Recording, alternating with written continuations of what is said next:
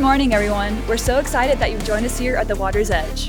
If you're online with us today, check us out on Facebook or YouTube and feel free to like, share, and comment. If you're live with us, here's a few things we'd like you to know about.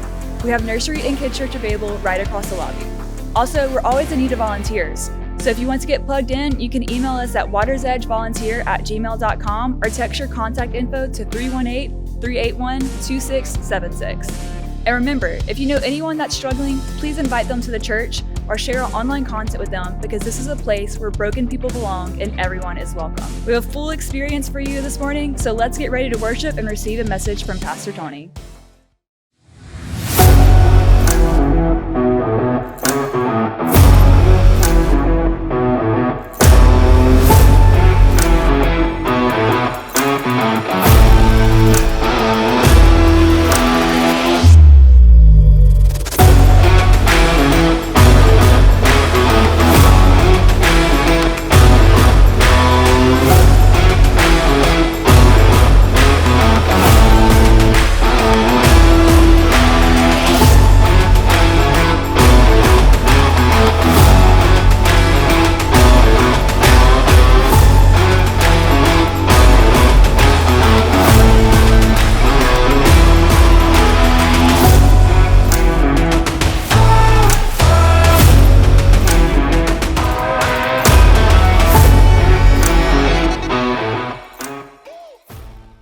What's up, everyone? Good morning and welcome to our Water's Edge online worship experience. Thank you so very much for hanging out with us today and tuning in.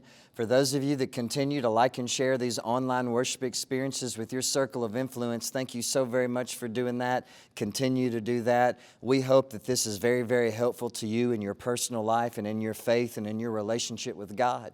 Also, for those of you that continue to worship with us through giving and generosity online, maybe by meeting our new $10 challenge, thank you so very much for doing that. Continue to do that. You're allowing us to help more people, love more people, feed more people, and serve more people. We had our food pantry this past week, and we were able to feed tons of people from our community thanks to you. Thank you so very much for doing that. Today we continue with our current series, and this series is called Beware of Dog. And we all know what that sign means. It means that if you come on my property, there may be consequences. If you cross this line, there may be consequences. And we all have to admit that some lines just are not worth being crossed. And this series is all about forgiveness. It's all about healing from a broken heart. But the way we do that is by setting healthy boundaries so we can heal on the inside. And like I told you over the past few weeks, this is just like free therapy, so let's jump right on into it. You got to understand something, that hurting people hurt people. People hurt people. And I've been on the wrong side of other people's gossip. I've been on the wrong side of other people's criticisms. I've been on the wrong side of other people's bad days. I've been on the wrong side of other people's rejection and on the other side of their pain. People have hurt me. But also, I'm not under any delusions today. I have also hurt other people. Other people have been on the wrong side of my selfishness. Other people have been on the wrong side of my bitterness and my resentment, and sometimes my lack of ability to control what was going on inside of me. Sometimes people have hurt me, and sometimes I have hurt other people. And so you and I have all of these issues in our life. We have stories, we have differences, we have heartache, we have pain, we have dreams, we have uncertainties, we have anxieties, we have fears, and we bring all of that. We bring all of our background, all of our luggage, all of our baggage into our interactions with other people, into our conflicts with other people, and into our basic relationships with other people. And obviously, sometimes that doesn't go well. And so like I've told you over the past few weeks, sometimes you and I hurt each other because that's usually easier than doing the right thing. Many times you and I mistreat each other because that's easier than restraining the most selfish parts of who we are. And that would be our anger and our pride and our selfishness and our unforgiveness. And so when someone hurts us, there's usually this fine line that we walk, especially as someone who tries to follow Jesus and someone who wants to have a relationship with Jesus. There's this fine line that we try to walk when someone else hurts us, and this is what it is. And notice this today. If you're still with me, say I'm still with you.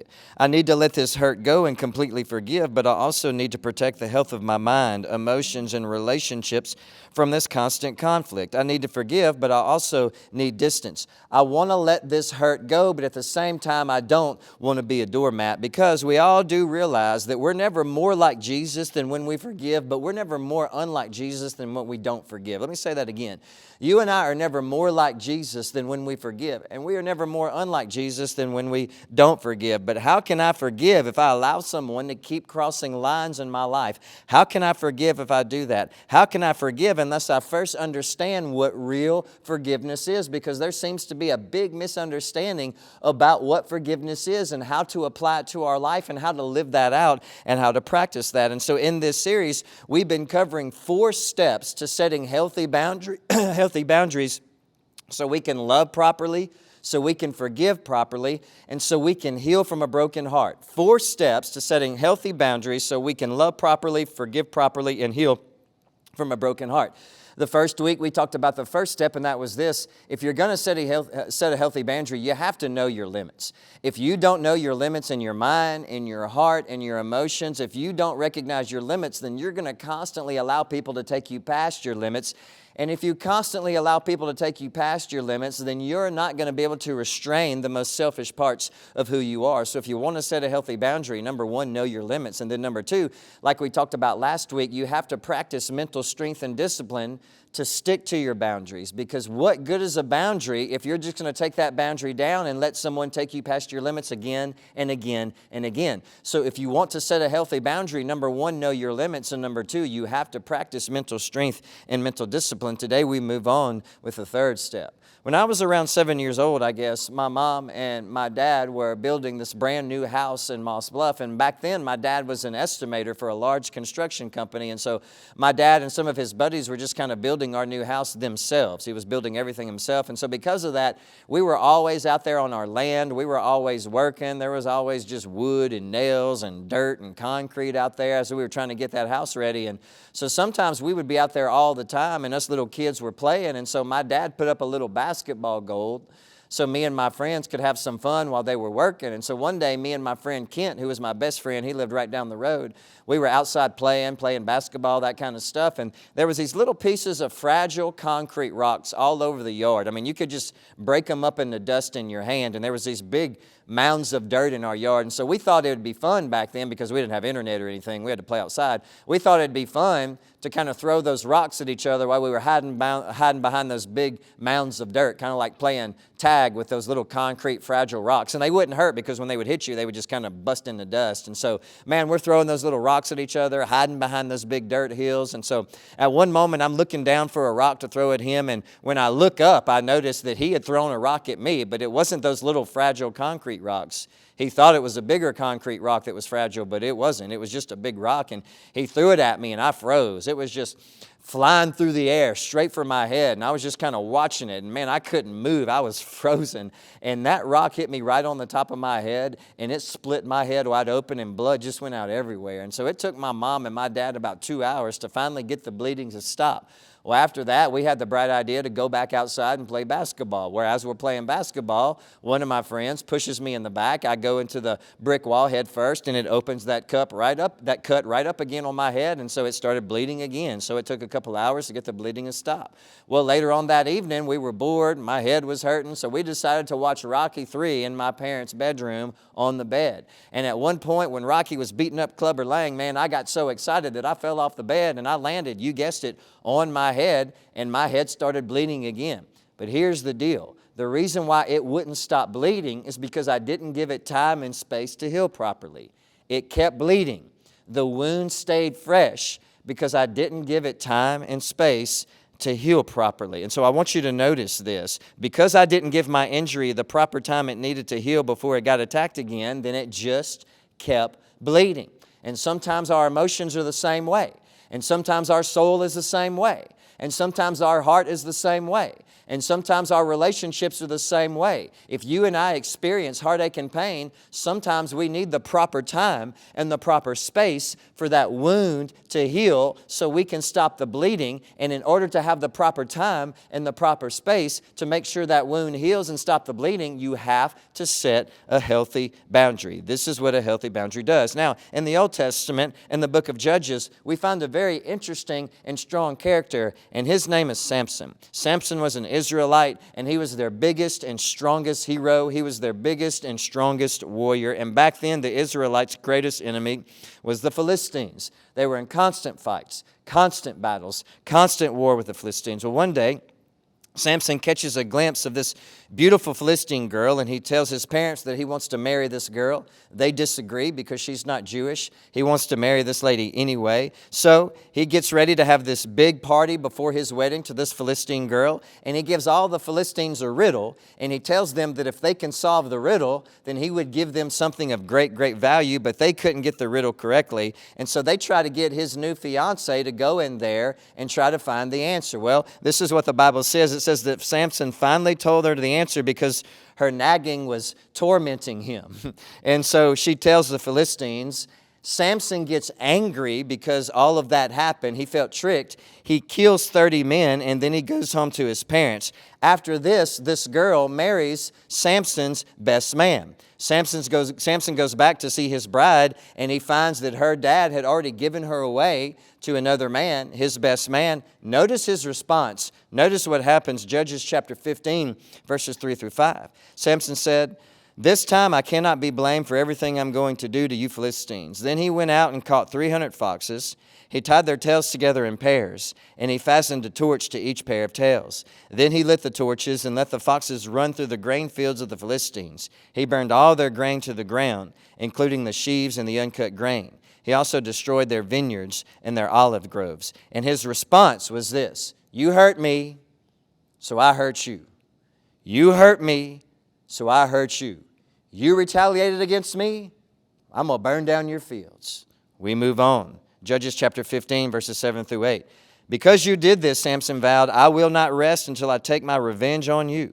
So he attacked the Philistines with great fury, killed many of them, and then he went to live in a cave in the rock of Edom. You hurt me, so I hurt you. So they capture him, they tie him up, but it's a ploy, because Samson's revenge is still burning hot. Notice what happens in chapter 15, verses 14 through 16.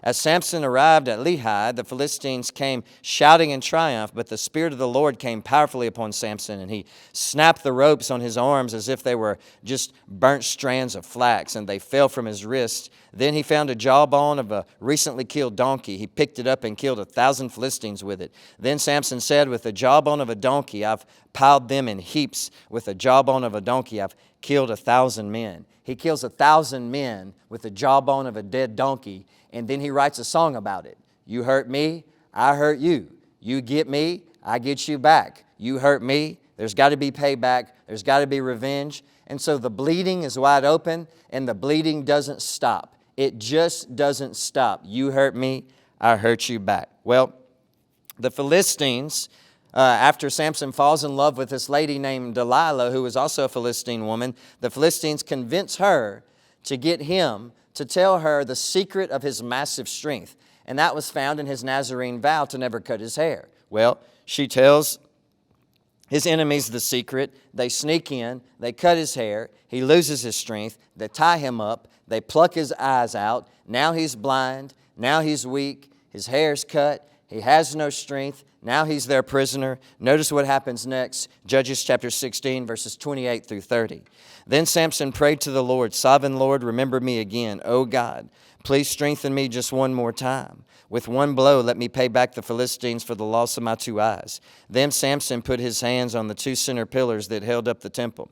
Pushing against them with both hands, he prayed, 'Let me die with the Philistines.' And the temple crashed down on the Philistines' rulers and all the people. So he killed more people when he died than he had during his entire lifetime." The wreckage, the aftermath, the heartache, the pain, the payback, the revenge, the bleeding just won't stop. You hurt me, I hurt you. back and forth, just like a game of ping pong or just like a game of tennis. And because of that, the wound never healed and the wound kept bleeding, okay? Let's compare something here for a minute. Notice the last words of Samson about his enemies. Notice what he says, "Oh God, please strengthen me one more time. With one blow, let me pay back the Philistines for the loss of my two eyes." Let me pay them back. Lord, this is my final words. Give me my strength back so I can get revenge. I mean, who would blame him? Most of us would not. They plucked his eyes out. They crazed all kind of havoc in his life, burned his fiancée to death. But you got to understand something. Our calling is not to be revenge seekers. We are called to follow Jesus. We are not called to be like Samson. Let's compare the final words of Jesus, what he said about his enemies as he was hanging on the cross. Luke chapter 23, verses 34. Jesus said, "Father, forgive them, for they don't even know what they're doing." And the soldiers gambled for his clothes by throwing dice. Now, the opposite of the act of forgiveness is not unforgiveness. Hear that today. The opposite of forgiveness is not unforgiveness. The opposite of forgiveness is getting revenge. Let me say that again. The opposite of forgiveness is getting revenge. If Samson would have forgiven the Philistines, then he would have not gotten revenge. And if Jesus would have not forgiven all of us and the people who crucified him, then he would have gotten revenge. And so forgiveness is tied to revenge. Now, understanding all of that, let's try to apply this to our life and our heartache and our pain and our boundaries and our relationships. If you and I are ever going to heal properly and forgive properly, we have to set boundaries. And this is one of the best ways that I've ever understood what a boundary is. This is one of the best ways that will help you understand what a boundary is. And remember this today. If you're still with me, say I'm still with you.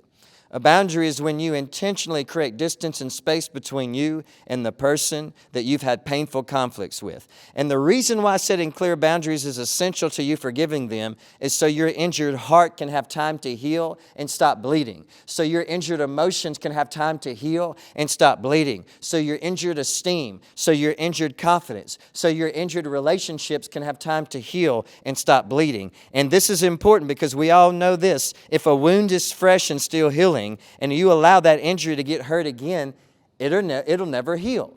If an injury is fresh and still healing and you allow it to get hurt over and over again, it's just going to stay bleeding. It is not going to heal. And so space and distance gives your hurting heart what it needs to heal, the time and space that it needs to heal. Because, and notice this today, remember this, hurting people hurt other people. This is why when you create space between you and them so you can heal from your hurt, you'll be less likely to retaliate. But in this study, we've been covering at each step each week about how to set healthy boundaries. Today we reach the third step, and this may be one of the most crucial steps to setting and keeping a healthy boundary. And this is what it is. If you're still with me, say I'm still with you. In order to set up a clear boundary with the purpose of healing and offering forgiveness, then we must understand what forgiveness is. So first of all, let me tell you what forgiveness is not. Forgiveness is not forgetting. When people say forgive and forget, there are certain things that you will never forget. Just because you forgive doesn't mean you have to forget. That's impossible. It's impossible to forgive and forget. You cannot forget some things, but you can still forgive. Forgiveness is not being close to that person again. Forgiveness is not sweeping things under the rug. Forgiveness is not talking it out and have this big emotional discussion to settle things. Forgiveness is not even restoring the relationship to how it used to be. Forgiveness is not restoring the relationship to how it used to be. That is not forgiveness. We can all take a deep breath now, and we can relax. You don't have to do any of those things in order to forgive. So then the question becomes, if none of that is forgiveness, what is real biblical forgiveness? When the Bible talks about real forgiveness, what is that? Well, this is going to help you today, and this is going to give some of you some freedom. So remember this today and notice this. The first step to biblical forgiveness is simply this: letting go of your desire to get revenge. Painful conflict and drama between real people is always like the story of Samson. It's always like a game of ping pong. It's always like a game of tennis. You hurt me, I hurt you back. and the bleeding just continues. You hurt me, I hurt you back. And the bleeding just goes on and on and on. Forgiveness is when you drop the racket and you say, I refuse to go back and forth. That's what forgiveness is. Forgiveness simply is this, and notice this. You hurt me, so instead of hurting you back, I distance myself from you so I can stop you from hurting me again. And also so I can stop myself from getting revenge. Forgiveness is when you don't give into the desire to get revenge and pay them back. Forgiveness is when you simply don't give in to the desire to get revenge and pay them back. So we can apply this to any type of relationship, whether it's a romantic relationship, a friendship, a work relationship, something going on in your family. It applies across the board. If we want to heal and forgive, then we must make a conscious decision to not get revenge and to not retaliate. Now, if you need some help understanding what a real life boundary looks like, let me give you some brief real-life examples, and we're going to dive into these more next week, but understand what some of these real-life examples of real-life healthy boundaries that we can set so we can heal from heartbreak in our life. Let's see what they really look like. So first of all, keep this in mind and notice this. In our life, we can set emotional, material, physical, mental, and time boundaries. Let me explain what they are, and these are going to be on the screen for you, so notice these today. This is a teaching time. This will help you. An emotional boundary would be a line around topics that you don't feel comfortable discussing right now. Not letting others dump their heavy emotions on you, or not letting others dismiss your feelings when you feel like they're bringing up topics that you don't want to cover right now, or that bring hurt back to your heart. The second thing is this. A mental boundary is protecting your freedom to have your own thoughts, your own beliefs, your own values, and your own opinions. Next is this. A material boundary is lines around your possessions and finances. You get to decide how your stuff is used and treated. Next is this. A physical boundary is when you distance yourself from people who cross lines with you with their unwanted comments, conversations, or their physical closeness to you. And then the last one is this. A time boundary is when you decide when and how you're going to respond to their attempts to take up your personal time. We all have the right in our life to set healthy boundaries to protect our hearts and protect them from our reactions. We all have that right because a boundary serves two purposes. It's for your protection and their protection too. When I went to college at McNeese, I knew several students from the surrounding areas that I had played ball against growing up, and I had seen at youth events growing up, and they had heard me preach at youth rallies. And there was this young couple that I knew, and I knew them from high school. They were high school sweethearts. They were dating since they were in high school, all through college. I remember specifically the young lady was head over heels with the young man. They got married very young. They got married as soon as they entered into college, right out of high school. Very quickly, they had 3 young kids. And then after a few years, she began to kind of distance herself. He had some anger problems and things like that. And long story short, after a few years, she began to tell him that she wasn't happy. He wanted to know what was going on, and she didn't really know how to explain it. She was giving vague answers like, well, I love you, but I'm not sure if I'm in love, and all those types of things. And she kept saying, I just need some space. I just need some space so I can work through some of these things. And he said, what should I do? And I said, well, what's going to happen if you don't give her space? He goes, she's probably going to leave. I said, well, give her some space. He didn't. She left. After that, I told him, I said, hey, get a hold of your anger. He didn't.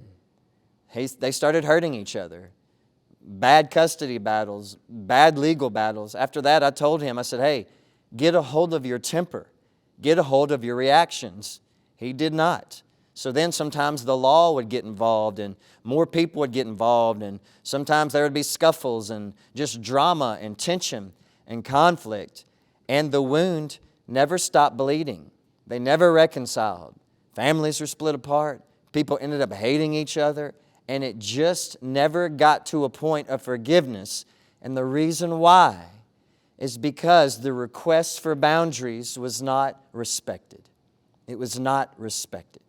Sometimes when heartache occurs, there has to be space and time to stop the bleeding.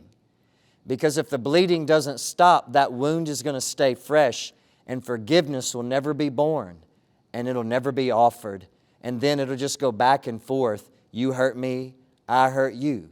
If we want to stop that cycle, forgiveness is when you drop the act and you drop the desire for payback and you drop the desire for revenge and you offer forgiveness. Thank you so much for hanging out with us today. Thank you so much for tuning in. We cannot wait to see you back next week. We love you all. We hope you have a great week. Now stay tuned for an amazing time of worship with the amazing Water's Edge worship team.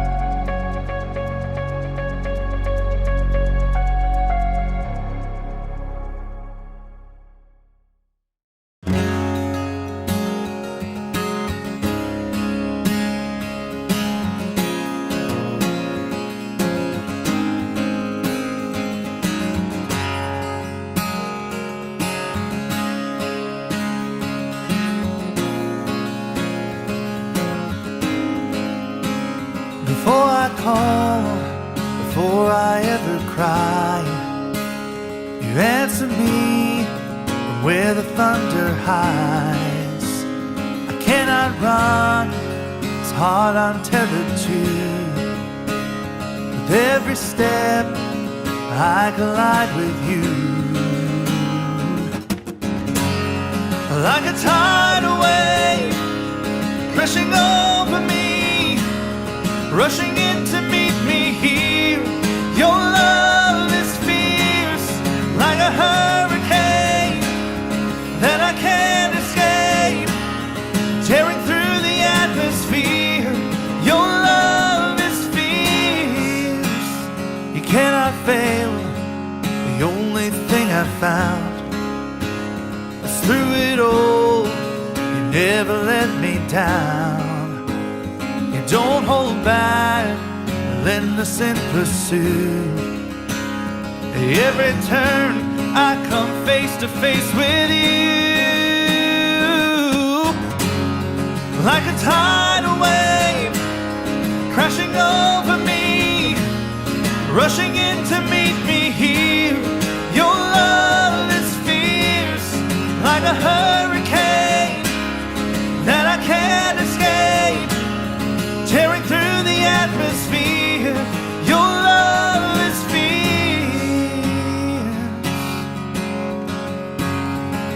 Oh,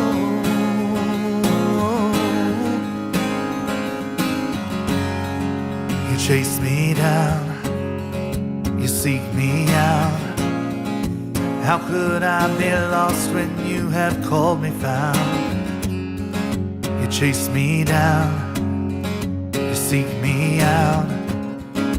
How could I be lost when you have called me found? You chase me down, you seek me out. How could I be lost when you have called me found? Like a tidal wave, crashing over me, rushing in to meet me here. Your love is fierce, like a hurricane that I can't escape, tearing through the atmosphere. Your love is fierce. Your love is fierce. Your love is fierce. Your love is fierce. Always.